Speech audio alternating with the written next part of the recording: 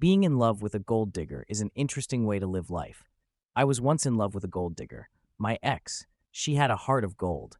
Actually, wait, that seems to be phrased wrong. She wanted her heart to be made out of gold, pure gold.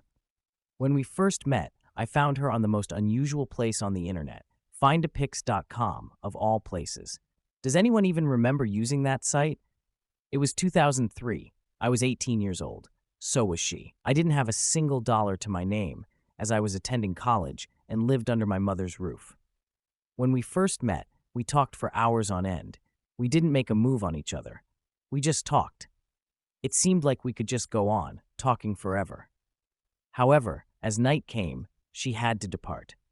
We would talk more consistently, time to time, yet in most of our conversations, she always told me how she wanted to be with a rich man. She spoke of the Jimmy Choos and the Louis Vuitton she dreamed of having. She spoke of how she wanted to live in this fantasy world. Our connection to each other was strong, yet it seemed like everything in the world wanted to just keep us apart. One time I had borrowed my mother's car to take a trip out to Torrance to meet her at Tapioca Express. Quite an unusual night indeed, as we both had car problems and were stranded there. Her car battery had died and my starter went out. Talk about coincidence. It was more like the universe's way to tell us that this wasn't meant to be. However, I didn't want to buy into it. I was in love with her with all my heart. She told me of how she thought of me, being blunt and honest due to my financial situation. She criticized and condemned me for being the poor broke kid I was. She really was the one who motivated me to stop being this lazy kid who played on the internet all day and motivated me to get a job.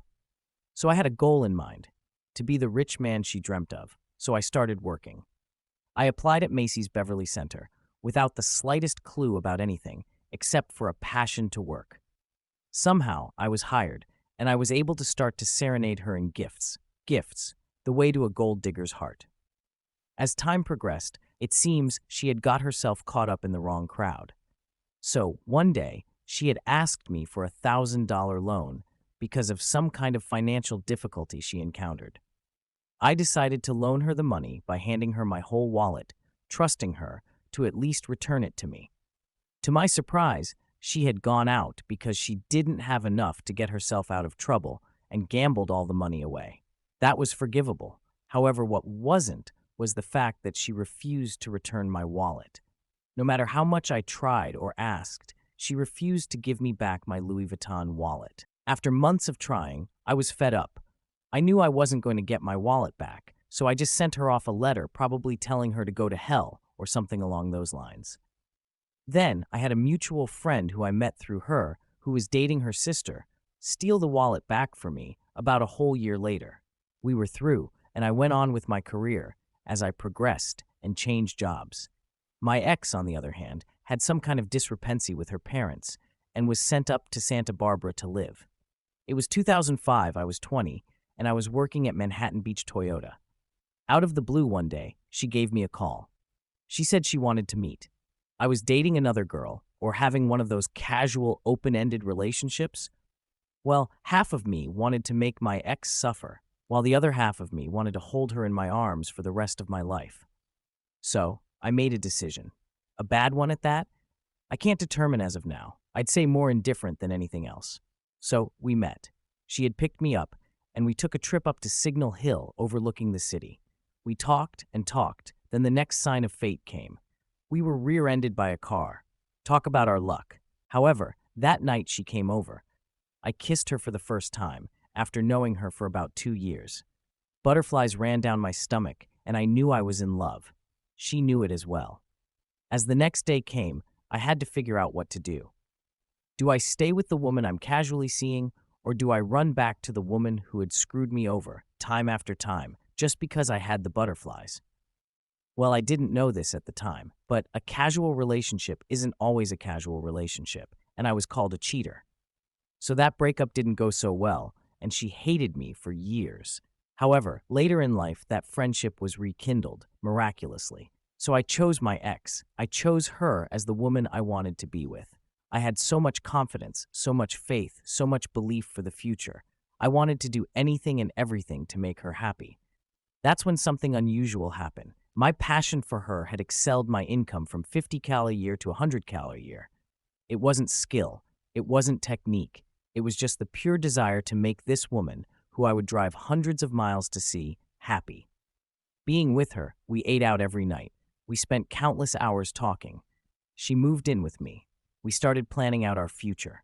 As we lived together, another sign occurred that proved we weren't meant to be.